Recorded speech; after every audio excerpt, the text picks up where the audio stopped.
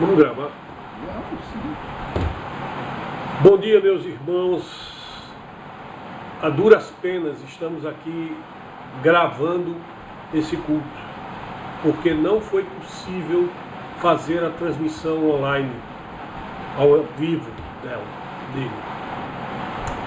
E nós decidimos usar o recurso da gravação para enviar a vocês, tão logo acabe esse momento que aqui estamos vivendo.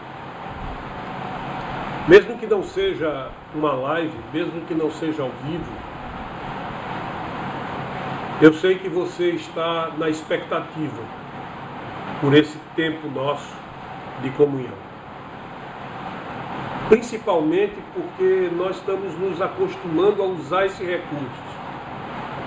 A falha que hoje tivemos ainda não está explicada, mas certamente nós encontraremos uma explicação para isso.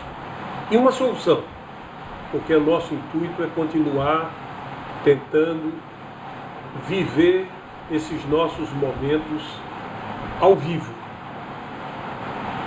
Eu quero fazer você lembrar que hoje é domingo de Ramos. E domingo de Ramos é um domingo em que comemoramos aquele momento que, no meu entender, é um momento de preparação de uma grande demonstração da contradição humana. Aquele povo recebia Cristo com toda a alegria, com toda a felicidade, reconhecendo nele o enviado do Senhor, saudando ele como um rei. Mas uma semana depois, ali estavam aqueles mesmos, em primeiro lugar, pedindo que o crucificassem, trocando a crucificação de Barrabás pela dele, libertando Barrabás e crucificando Jesus. E nos momentos seguintes, toda sorte de ignomínia foi lançada sobre ele. Xingamentos, bateram nele, cuspiram, escarneceram da situação dele, até o instante ápice da crucificação. Isso é para que a gente aprenda a reconhecer o que o pecado fez na natureza humana. Mas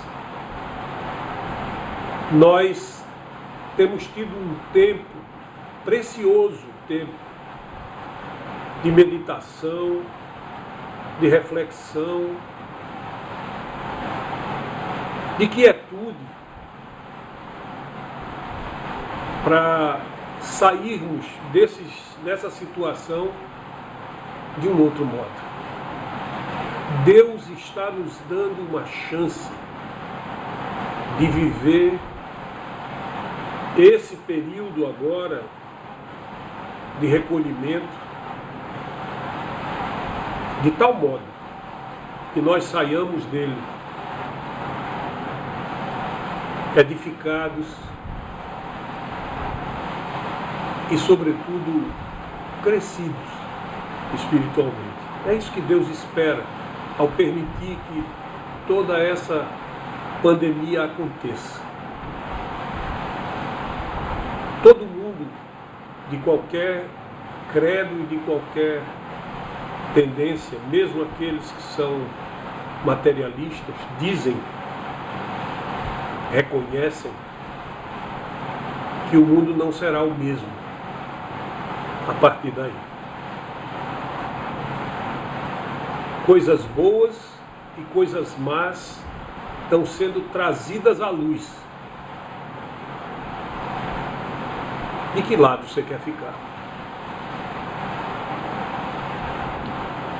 Eu conversava com o reverendo Cláudio aqui, pouco antes da gente começar nossas tentativas de iniciar o culto. E nós discutimos quanta coisa boa pode ser feita nesse tempo. Não é, Cláudio? Pois é. Você lembrava, por exemplo, esse grupo que está estudando o livro de Rick Warren, que terminou hoje. E Deus faz as coisas da maneira correta, né?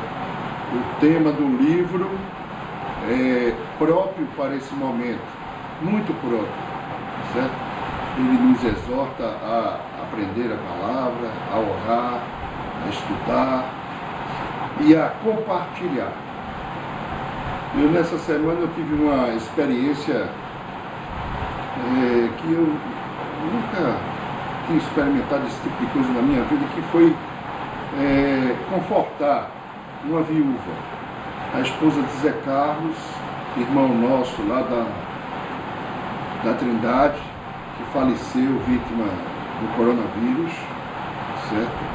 E eu pude falar com ela de maneira remota, porque a gente não pode contactar com ela pessoalmente, porque ela ainda está nesse período de quarentena também, né? Mas eu pude falar com ela sobre o amor de Deus, sobre o agir de Deus na vida de Zé Carlos, o que Zé Carlos representou nas nossas vidas, e isso foi muito poderoso para ela. Ela estava inconsolável e de repente ela começou a enxergar por outro prisma. E assim a gente deve agir. Na dificuldade, o Senhor nos mostra o que é que Ele quer, qual o propósito dele. O livro que nós lemos por 40 dias, Ele nos direcionou para isso, para enxergarmos o propósito de Deus nas nossas vidas. E assim seja. Né? É isso. Nós temos que ter a sensibilidade espiritual para entender que tipo de aprendizado Deus quer nos proporcionar. E de antemão eu já digo a você, esse aprendizado não é igual para todo mundo.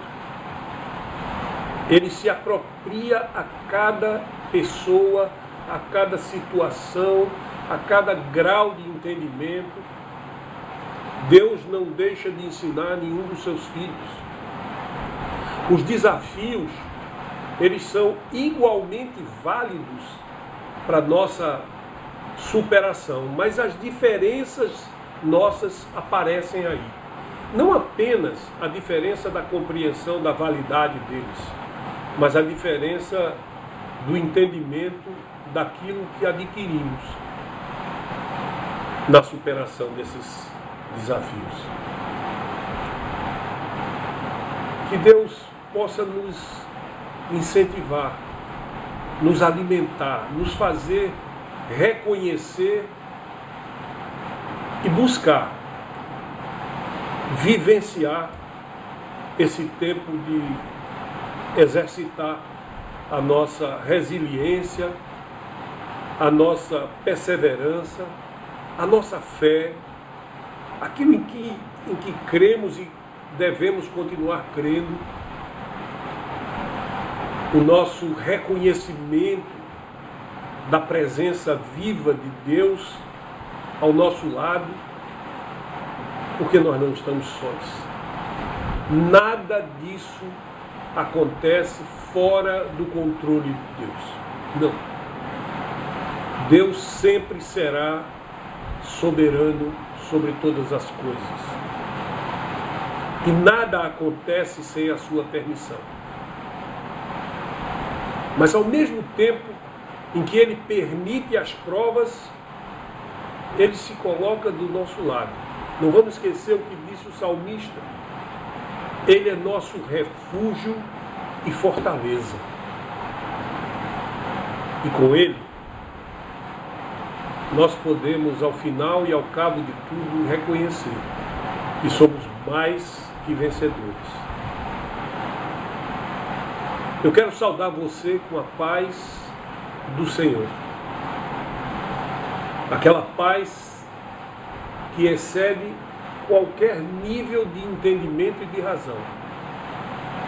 Aquela paz cuja validade, cujo peso é o de nos fazer vivendo tempos tenebrosos, como esses que estamos vivendo,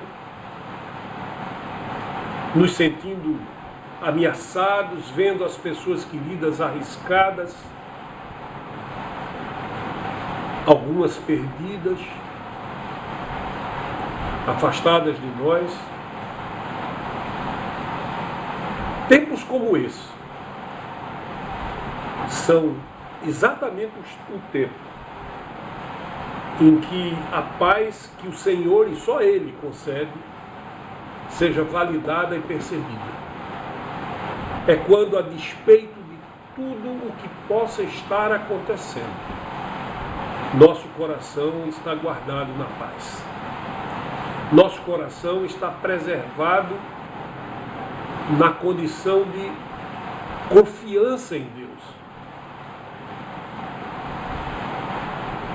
Que seja isso que você busque hoje. É isso que eu peço a Deus para cada um de nós hoje. Nós não vamos, por óbvio, realizar a nossa Eucaristia no dia de hoje.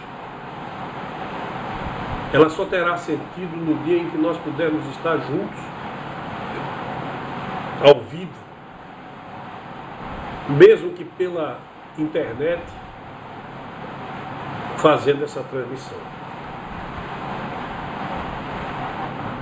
Mas que apesar disso, a nossa comunhão não seja rompida. Mas que apesar disso, em ouvindo essa gravação, em se apropriando daquilo que nela está contido, refletindo, meditando, usando o que a gente está dizendo hoje, nesse dia. Eu vou pedir a Cláudio que coloque para você uma canção que nós havíamos decidido lançar no início da nossa transmissão. Ouça e medite sobre a letra dessa canção. Tenha nela um caminho para que o seu coração fique em paz. Tá pronto? Tá bom.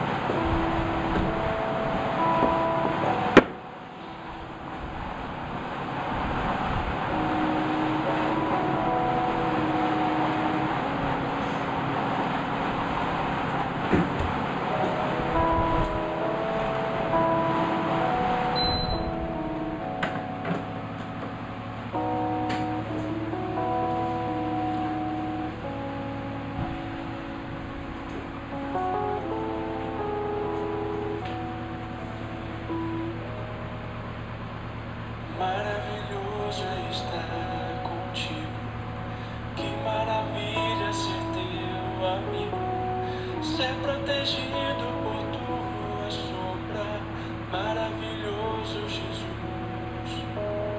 Tenho aprendido a te conhecer, tenho conhecido o teu querer, mas ainda quero aprender contigo, maravilhoso Jesus. Não me deixará, nem me faltará, eterno e amado Senhor, não te deixarei, contigo eu quero andar, preciso estar na sombra das tuas mãos.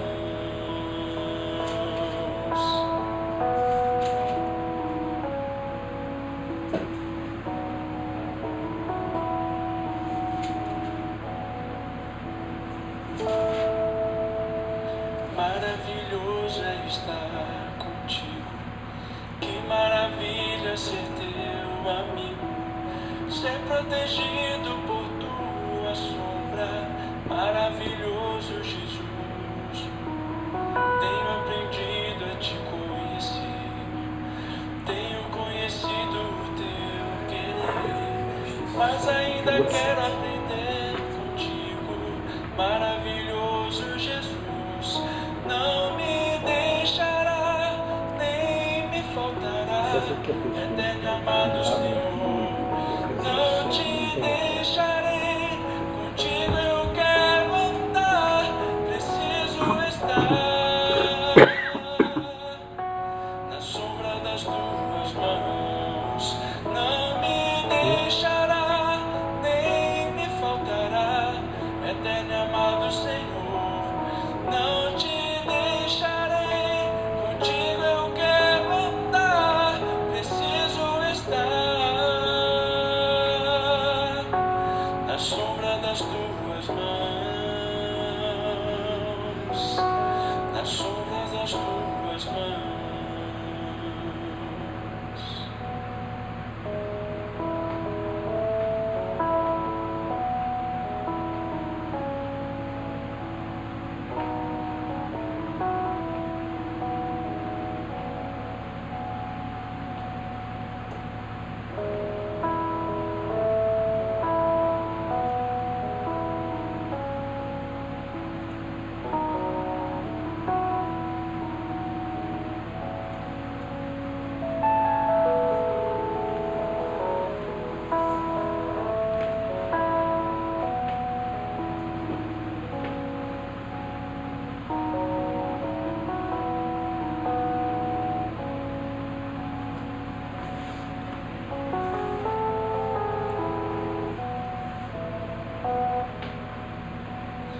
Não me deixará, nem me faltará.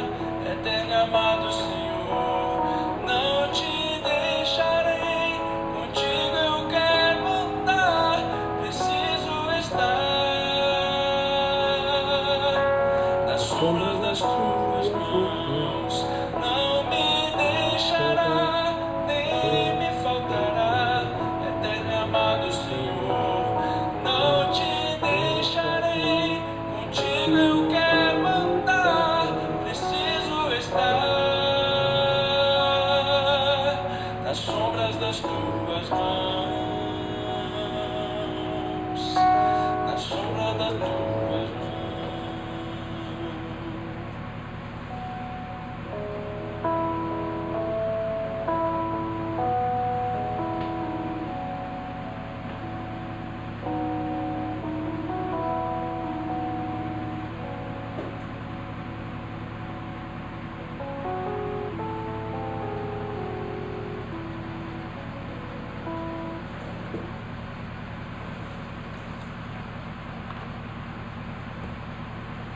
Queridos, eu quero convidar você a uma oração.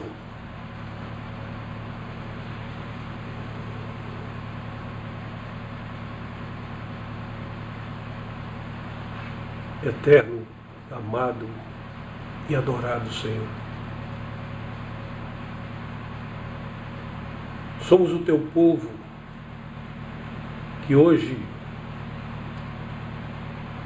aqui se reúne em torno da tua palavra, em torno da adoração e louvor ao teu nome. Vivemos, Senhor, um tempo em que nos acostumamos a cumprir uma liturgia que nos levava a meditar sobre todos os eventos dessa semana como uma suposta parada no tempo para cumprirmos o propósito da quarentena e da quaresma juntos.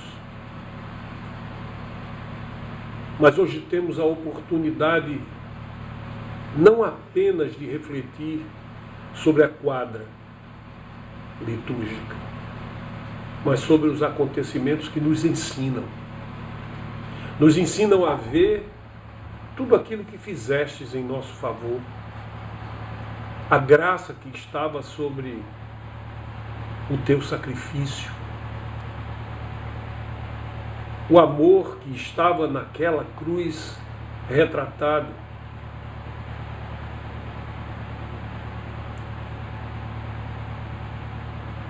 que nós possamos, mais que uma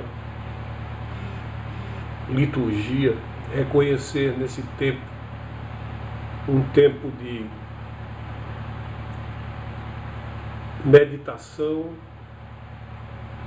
de introspecção, de revisão dos nossos valores, de fortalecimento da nossa fé. Porque o penhor da nossa fé é a graça. A graça com que o Senhor nos redimiu, nos remiu, nos reconciliou com o Pai. Abençoa, Senhor, cada pessoa que ouve essa oração nesse instante e conosco se irmana. E faz, Senhor, com que nós possamos, nesse tempo que Tu nos destes, tempo para recolher, tempo para meditar, tempo para ler a Tua palavra e nela meditar, tempo para orar, para nos voltar para Ti, tempo para descansar na certeza dos Teus cuidados, da Tua providência. Dá-nos a Tua paz, Senhor. A paz que faz com que nós possamos, em meio ao vale da sombra da morte, caminhar serenos, tranquilos e certos de que, ao fim e ao cabo, estaremos agradecendo a Ti pela Tua proteção, pelos Teus cuidados. Nós Te agradecemos, Pai, porque Tu és o nosso refúgio e fortaleza, porque sobre Ti estão todas as nossas preocupações, porque em Ti, Senhor, nós confiamos e assim podemos descansar. Abençoa-nos, Senhor, hoje e sempre. Faz com que nós tenhamos a condição de viver de forma genuína essa semana da cruz. Que nós possamos refletir sobre todas as passagens que nessa semana se costuma trazer à memória. Mas não apenas lembrando, mas sobretudo buscando nela o significado da nossa confiança, o significado da nossa possibilidade de descansar na Tua providência. Cuida de nós, Senhor. Cuida desse país. Cuida do mundo que se debate em meio a essa pandemia. Cuida dos dirigentes, Senhor, para que eles possam tomar decisões sábias. Cuida do povo para que aprenda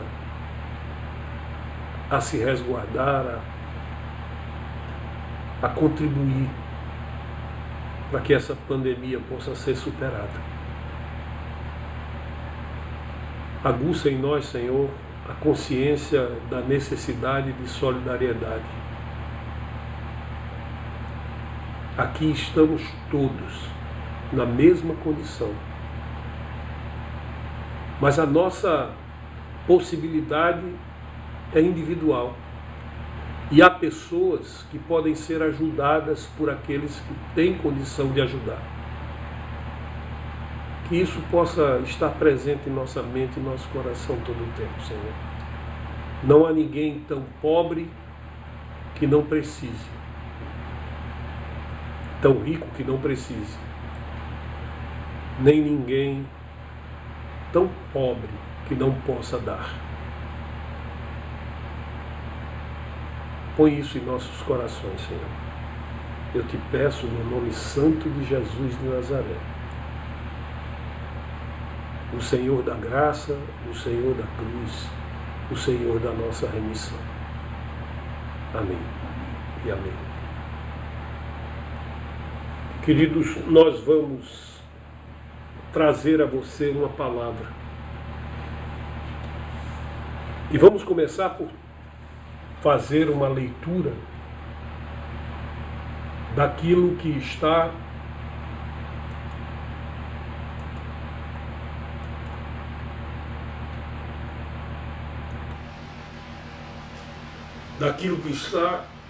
no livro de Eclesiastes, no capítulo 7. Eu peço que você abra a sua Bíblia em Eclesiastes 7 e vamos ler uma parte desse capítulo. Por favor. Vamos ler Eclesiastes 7, de 1 a 7. Eclesiastes 7, de 1 a 7. Eu peço a vocês que abram a Bíblia no livro de Eclesiastes e deixem ela aberta nesse capítulo, porque o sermão vai ser fundamentado todo nele e vocês poderão acompanhar durante o mesmo. Amém? Vamos à leitura. Melhor é a boa fama do que um unguento precioso, e o dia da morte melhor do que o dia do nascimento. Melhor é ir à casa onde há luto do que ir à casa onde há banquete, pois naquela se vê o fim de todos os homens, e os vivos que o tomem em consideração. Melhor é a mágoa do que o riso, porque com a tristeza do rosto se faz melhor o coração. O coração dos sábios está na casa do luto, mas o dos insensatos na casa da alegria. Melhor é ouvir a repreensão do sábio do que ouvir a canção do insensato, pois qual o crepitar dos espinhos debaixo de uma panela, tal é a risada do insensato. Também isto é vaidade. Verdadeiramente, a opressão faz endoidecer até o sábio, e o suborno corrompe o coração. Esta é a palavra do Senhor. Damos graças a Deus.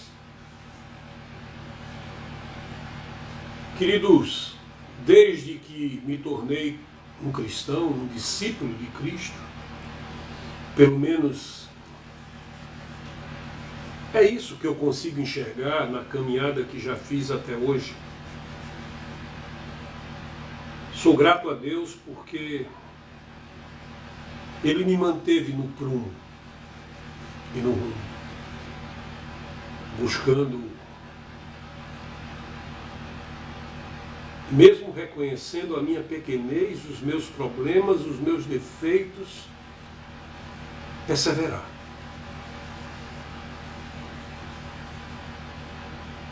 E hoje eu posso dizer com muita tranquilidade que é isso que o Senhor espera de nós.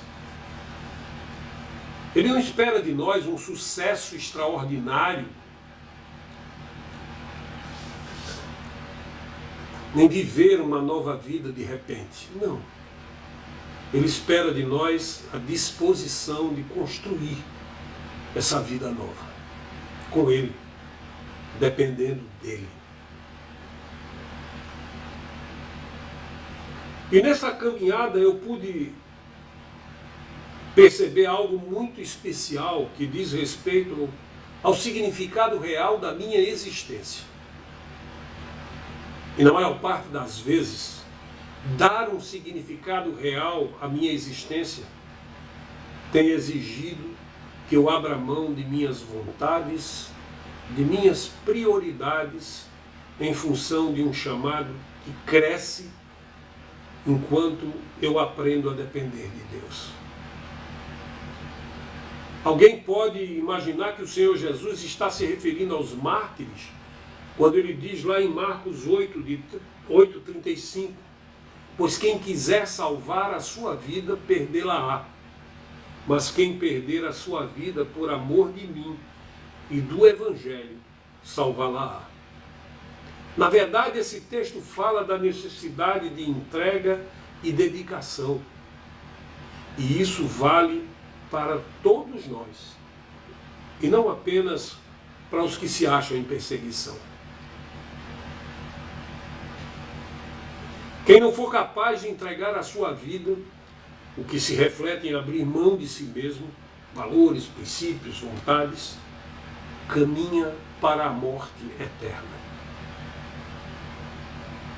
Nos textos do livro de Eclesiastes, um dos livros chamados de poéticos, o rei Salomão, chamado por Deus de o mais sábio dos homens, nos mostra o conflito do homem finito e limitado ante a revelação de um Deus eterno e infinitamente sábio.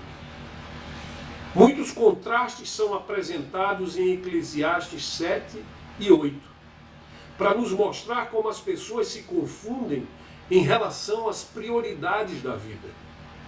As escolhas que pensamos serem as melhores, nem sempre o são.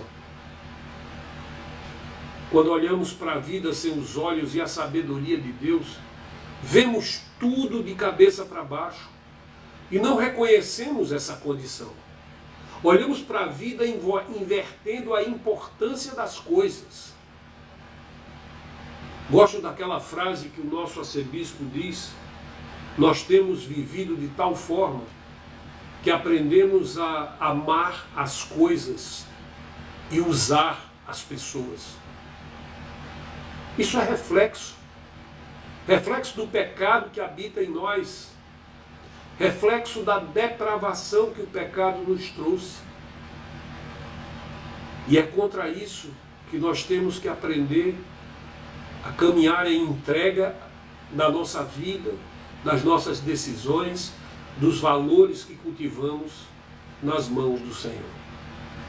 No livro de Atos dos Apóstolos, nós lemos que quando Paulo e seus seguidores foram para Tessalônica, algumas pessoas daquela cidade os acusaram de transtornar o mundo, de virá-lo de cabeça para baixo. Na verdade, o mundo já estava de cabeça para baixo e os seguidores de Cristo estavam sim tentando colocá-lo de pé. Aquilo que Salomão descreveu como sendo o melhor da vida, o homem natural pode não considerar o melhor. Algumas das experiências que Salomão considerou melhores são aquelas que nós tentamos evitar, porque são desagradáveis, mesmo que sejam necessárias. Passamos a nossa vida buscando conforto. Queixamo-nos porque Deus nos proporciona lutas, desafios, porque achamos que Ele nos devia dar conforto. Mas para ver a vida na posição correta, com suas prioridades na ordem que Deus estabelece como a ordem correta, é preciso atentar para alguns pontos muito importantes. É o que nos ensina os capítulos 7 e 8 de Eclesiastes. E alguns desses pontos são: primeiro, enxergue as situações com realismo. Primeiramente, Salomão disse que um bom nome é melhor que um perfume caríssimo. Nos tempos bíblicos, atribuía-se grande valor a perfumes caros que eram especiarias de luxo. Judas Iscariotes ficou incomodado quando Maria usou um unguento caríssimo para ungir os pés de Jesus. Quando ela quebrou aquele pote de alabastro e esparramou aquele unguento nos pés do Senhor. Ele achou que se deveria vender o perfume por 300 denários e distribuir essa quantia aos pobres. Judas via a vida de cabeça para baixo. Ele não tinha as prioridades certas. Provérbio 22:1 diz: mais vale o bom nome do que as muitas riquezas, e o ser estimado é melhor do que a prata e o ouro. Em segundo lugar, Salomão diz que o dia da morte é melhor que o dia do nascimento. Com certeza, a nossa opinião sobre esses dois acontecimentos é o oposto, é diferente. Ficamos alegres quando nasce uma criança e choramos quando um ente querido se vai, falece.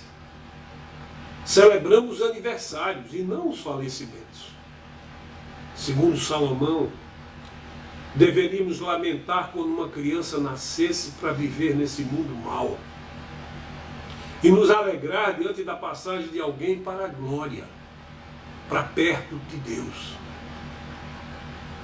Em terceiro lugar, ele diz que é melhor ir a um funeral do que a um banquete. E por quê? Porque num banquete há pouco proveito, além de alguns instantes de divertimento e de estômago cheio. Mas que logo, logo estará vazio novamente. Nada mais se aproveita. O funeral, por outro lado, pode nos levar a uma séria reflexão, ou deveria, sobre a finitude. E essa reflexão amadurece o coração, nos faz ver o que somos, nos faz depender de Deus, nos faz dar valor ao que Deus nos oferece, dar valor à vida eterna que o Senhor nos concede. Em quarto lugar, Salomão diz que é melhor dar ouvidos à repreensão de um sábio do que a canção de um insensato. Quantas e quantas pessoas preferem ouvir a canção de um insensato, bajulador?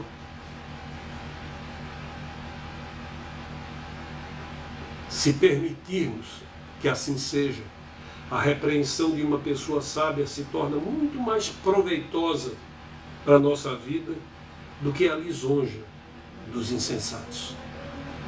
Os que evitam repreensão geralmente deixam-se seduzir por lisonjas humanas, sem sabedoria, ou por modismo de caráter duvidoso quanto ao que dizem, o que significam. Isso os leva a ter foco em coisas passageiras e que não servem para nada. Essa lista do que é melhor que nos ensina que a vida não poderá ser o que ela deve ser enquanto não endireitarmos as nossas prioridades. Elas precisam ser colocadas na posição correta. Em segundo lugar, sempre avalie com critério o resultado final. O treino é uma prioridade para um atleta. Ele não transpira, se esforça, fica com os músculos doloridos só porque gosta da dor e do trabalho. Ele faz isso tendo em vista uma corrida final e a vitória.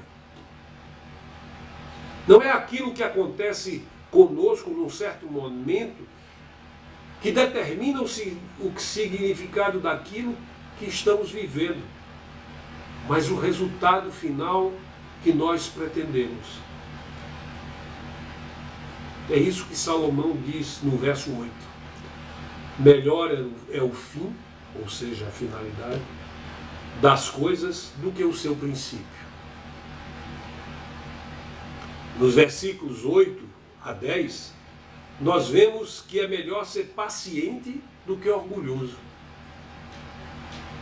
Diz o texto: melhor é o paciente do que o arrogante. Não te apresses em irar-te, porque a ira se abriga no íntimo dos insensatos. Jamais digas, porque foram os dias passados melhores do que estes, pois não é sábio perguntar assim. A impaciência conduz a um temperamento precipitado. Além de ser inútil irar-se rapidamente, a impaciência também pode nos fazer como que desejar por fim a vida, referindo-se à pressa com que queremos viver. Quando jovens, não vemos a hora de crescer e tomar conta da nossa própria vida. Quando ficamos mais velhos, desejamos ser jovens de novo para evitar o fim que se aproxima. Esses desejos são como correr atrás do vento. Isso também é insensatez, diz o sábio Salomão. Salomão, na verdade, estava dizendo que devemos aprender a aceitar cada porção da vida com sabedoria. Eu ouvi de um velho sábio algo parecido com isso. Meu pai me dizia que nós precisamos aprender a viver a vida em cada momento apropriado. Me disse ele, explicava ele, que a vida toda é um processo de troca. Nós trocamos algo por outra coisa. Nós não perdemos quando envelhecemos. E por isso é preciso aprender a viver com intensidade cada momento dessa experiência de trocas. Salomão também disse que é bom exercitar a sabedoria no uso de uma herança. Essa é uma lição que pouca gente aprende. O dinheiro tem suas vantagens, mas só a sabedoria estabelece um propósito bom à posse do dinheiro. Aqueles que possuem os dois, dinheiro e sabedoria, serão beneficiados por eles. Uma fortuna sem sabedoria é um infortúnio. Que o digam essas celebridades instantâneas e os que ganham muito dinheiro nas loterias. Não são poucos os casos em que o dinheiro foi dilapidado e as brigas infernizaram a vida de quem ficou rico de repente. E alguns até foram assassinados por causa deles. Quando analisamos os caminhos de Deus, logo percebemos que não podemos alterar o esquema das coisas estabelecidas por Deus, a ordem de prioridades naquilo que Deus estabeleceu. Aquilo que Ele entorta, não podemos endireitar. A melhor coisa a fazer é aceitar a nossa porção da vida. Devemos ficar felizes quando prosperamos, mas devemos considerar que Deus propicia tanto a prosperidade quanto a adversidade por um propósito que afinal funciona, para nos ajudar a reconhecer que precisamos depender dele. Como não sabemos o que o futuro nos reserva, faz sentido depositarmos toda a confiança nele, que tem o futuro nas suas mãos. Em terceiro lugar, evite viver de extremos. Salomão observou muitos extremos inúteis. Ele tinha visto homens bons morrerem jovens e perversos viverem longos anos. Esses dois extremos que não pareciam justos ilustravam o despropósito dos extremos. Ele até advertiu contra ser excessivamente justo. É válido considerar que ele quisesse dizer que é insensato e desnecessário ser um fanático julgador. Ele também advertiu contra exagerar no papel de sábio, pois o que não sabemos é muito mais do que aquilo que podemos saber. Isso foi dito muito antes de Sócrates afirmar: só um sábio sabe que nada sabe. Acima de tudo, é insensatez ser extremamente perverso. Os que exageram em alguma coisa geralmente destroem a si mesmos muito cedo. Precisamos ter um bom entendimento do que é a vida, um entendimento equilibrado. Se confiarmos em Deus e respeitarmos os seus preceitos, eu lhe asseguro, tudo irá bem. Esse tipo de sabedoria nos concede mais força do que têm os poderosos mundanos. Todos precisam de sabedoria, porque todos cometem erros, mesmo quando estão tentando acertar. Não devemos reagir com demasiada emoção aos comentários ruins, Mesmo que eles sejam a nosso respeito, não devemos permitir que nos aborreçam, que nos afetem. Todo mundo já foi vítima dos comentários de alguém. Mesmo que ouçamos os nossos próprios irmãos dizendo coisas ruins a nosso respeito, não devemos levar isso tão a sério. Nós também já falamos sem pensar coisas ruins sobre as outras pessoas. Talvez ser incomodado com falatórios sirva para nos ensinar a cuidar e controlar as nossas línguas com mais cuidado. Em quarto lugar, aprenda a aplicar a sabedoria de Deus. É necessário nos deixar guiar pela sabedoria que provém de Deus para ver a vida da perspectiva correta. É difícil aprender naturalmente a ser piedoso, porque vivemos num mundo que pensa muito pouco em Deus. Mesmo quando aprendemos determinados fatos sobre a piedade, às vezes é difícil aplicá-la às situações das nossas próprias vidas. Salomão estava determinado a ser sábio, mas ele não aplicou sua sabedoria como deveria. Ele disse que esse dom, a sabedoria, está longe e muito profundo. Quem o achará? Ele se dedicou a entender as razões das coisas, tanto boas quanto as más. Ele quis saber por que havia tanta insensatez e maldade no mundo. Mas ele não pensava que já sabia tudo. Uma coisa que ele descobriu foi que uma mulher perversa pode ser um dos maiores males do mundo. Pois é. Ele descreveu essa mulher cujo coração é como redes e laços, como uma coisa mais amarga do que a morte.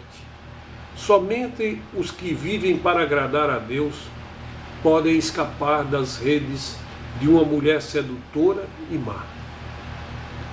E por que ele falou isso?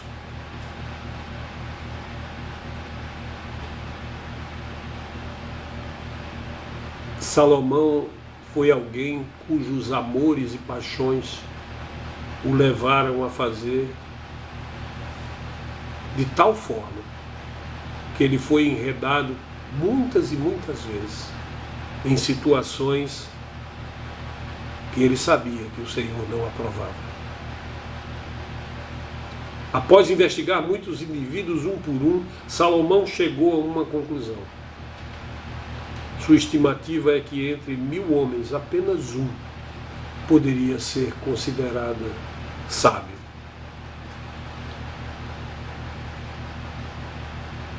Deus ficou muito descontente com Salomão por permitir que suas esposas estrangeiras o desviassem do caminho. Em 1 Reis 11, de 1 a 2, diz: Ora, o rei Salomão amou muitas mulheres estrangeiras além da filha de Faraó, moabitas, amonitas, edomitas, sidônias e etéias, das nações que o Senhor dissera aos filhos de Israel: Não ireis para elas, nem elas virão para vós. Doutra maneira, perverterão o vosso coração para seguirdes os seus deuses. A estas se apegou Salomão, levado pela paixão. Se ele tivesse se casado com o tipo certo de mulher, a conclusão do rei, que era sábio, poderia ser diferente. Essa conclusão nos leva a uma outra conclusão. Deus criou o homem bom, mas o homem inventou formas de se desviar desse propósito.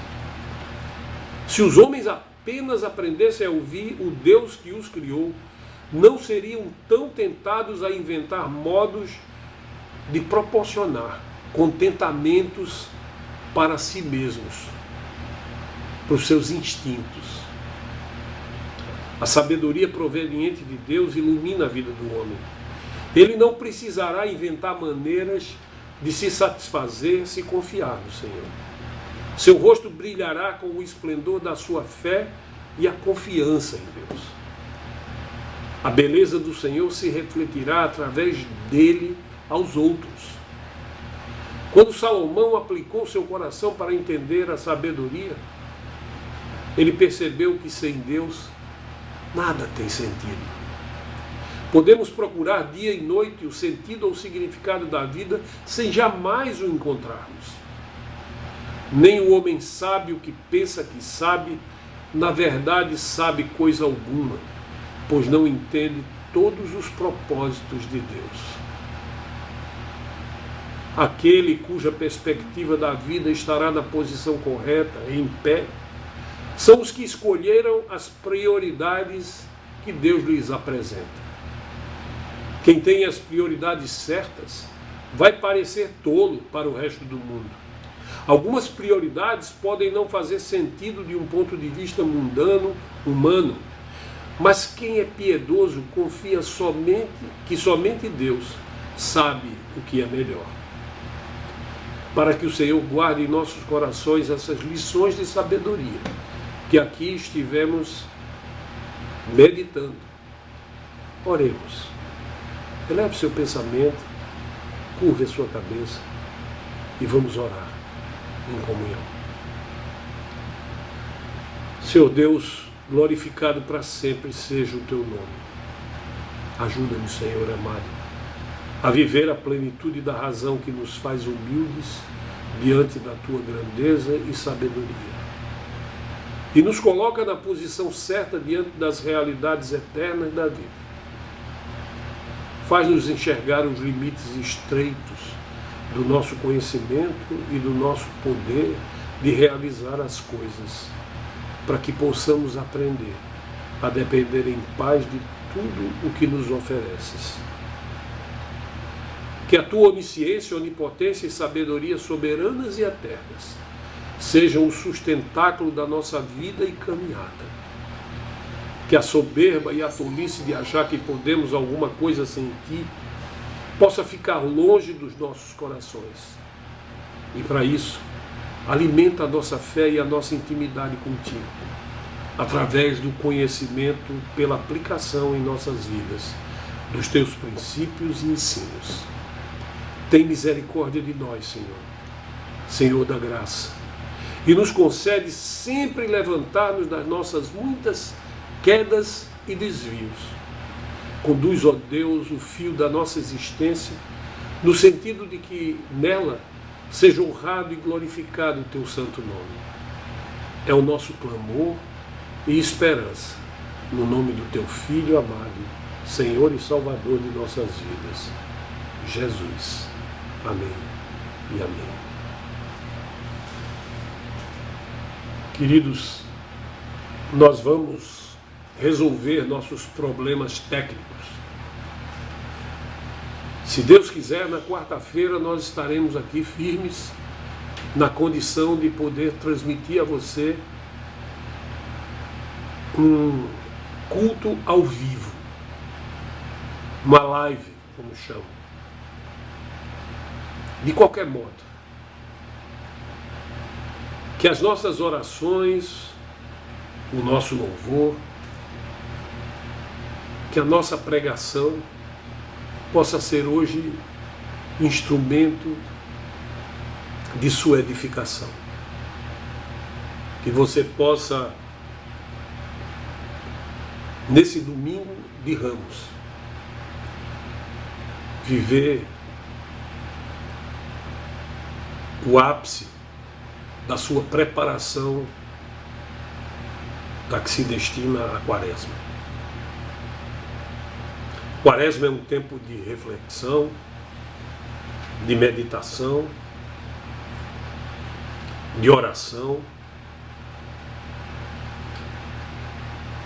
de conhecimento, de busca do conhecimento de Deus. Lembre-se,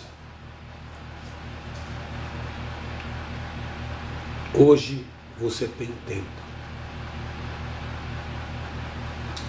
Hoje você precisa ocupar sua vida porque você está preso na sua casa. Você não enxerga que o propósito de Deus está posto? Não se entregue ao medo, à especulação.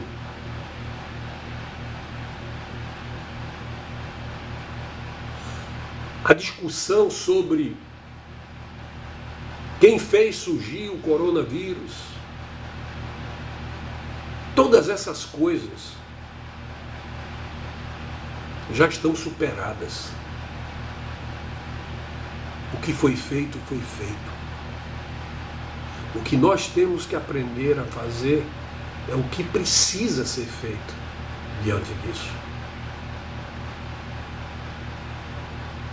Algumas pessoas estão se dedicando a buscar assistir os que necessitam. Não apenas a população de rua, mas também aquelas pessoas cujo trabalho diário é a condição que tem de prover alimento para sua família. Essas pessoas hoje tornam cada vez mais importante aquela nossa cestinha da partilha que tem na nossa igreja. A nossa irmã Kátia publicou um apelo para que as pessoas possam se disporem a entregar uma contribuição. Não é dinheiro, não. É um pouco de alimento, para que ela possa organizar, como tem feito, o atendimento de tantas e tantas pessoas. Não vamos esquecer, Kátia é uma pessoa que vive naquele bairro muitos e muitos anos e tem um conhecimento e uma proximidade com aquele pessoal. E glória a Deus que o coração dela foi tocado a se preocupar com essas pessoas. Vamos ajudar a nossa irmã nessa tarefa, nessa empreitada. Tem muita gente hoje dependendo do nosso auxílio para comer.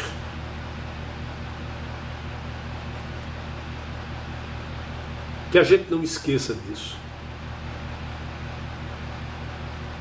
Quantos e quantos estão preparando seu almoço de Páscoa já? Preocupando-se com o cardápio, preocupando-se com o que vai fazer. Quantos estão hoje pensando em como fazer para comprar ovos de Páscoa?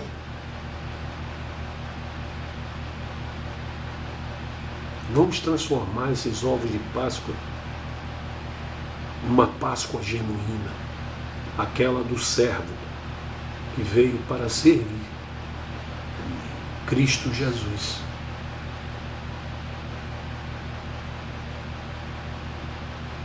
Eu quero agradecer àqueles que já se mobilizaram para trazer suas contribuições. Mas quero dizer que muitas são as carências que ainda temos.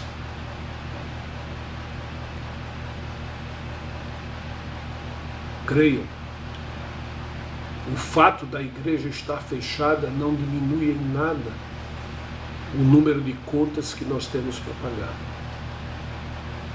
Isso porque, além de responder pelas obrigações de um templo e de outras coisas do gênero, nós também temos atendimentos, recursos para assistir aqueles membros da nossa família, que é a igreja, que precisam de auxílio. Não esqueça disso. Que Deus os abençoe e guarde. Que Ele possa nos conceder sabedoria e entendimento, para que a gente possa viver esse tempo na condição de entregar mais e mais a nossa vida nas mãos dele. Que a nossa oração seja de gratidão a Deus por tudo que Ele já fez. Quero agradecer a Deus a recuperação de Dom Paulo, de Dona Márcia, a melhora do nosso irmão Paulo Rolim. Quero pedir a Deus misericórdia sobre a vida daqueles que choram a perda dos seus entes queridos.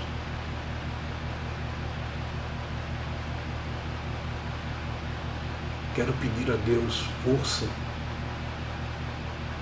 e fortaleza para aqueles que precisam começar praticamente de novo suas empresas, seus negócios, aquilo que lhe dá sustentação para a vida.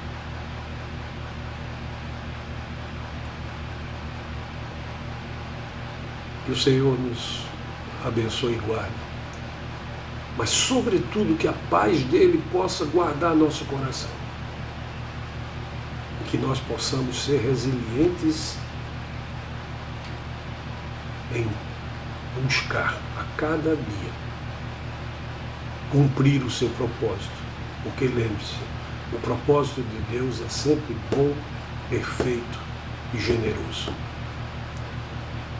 Até quarta-feira nos veremos. Mas antes disso, vamos nos vendo e nos falando pela nossa rede social. Quer dizer alguma coisa, então?